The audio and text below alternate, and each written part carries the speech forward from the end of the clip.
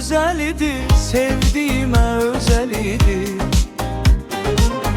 Doğulup dünyaya geldin en aziz günüm idi. Tebrik edirəm səni, sevgiyle safir eydən. Doğum günün mübarek olsun deyərəm gözəl yarım. Sen mənə dünyada sevgi saçan güzel yarım. Doğum günündü senin, güzel günündü senin. Sevgiyle gözünü açıp gördüğün ilk anan idi. Tebrik edirəm səni, Allah'ın sevgisi olsun sənə yar. Ananın dualarıyla yolların olsun aydın. Bu güzel hayat yolunda sevgiyle güzel günler. Gedəsən sevgili canan. Tebrik edirəm səni,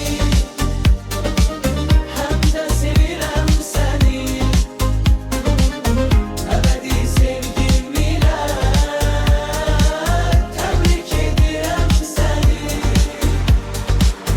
Doğum günün mübarek, güzel günün mübarek, özel günün mübarek.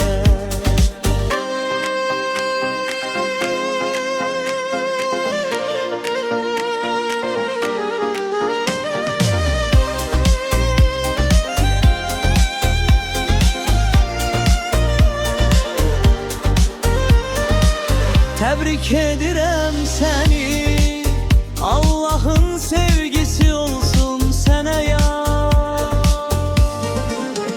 Ananın dualarıyla yolların olsun aydın.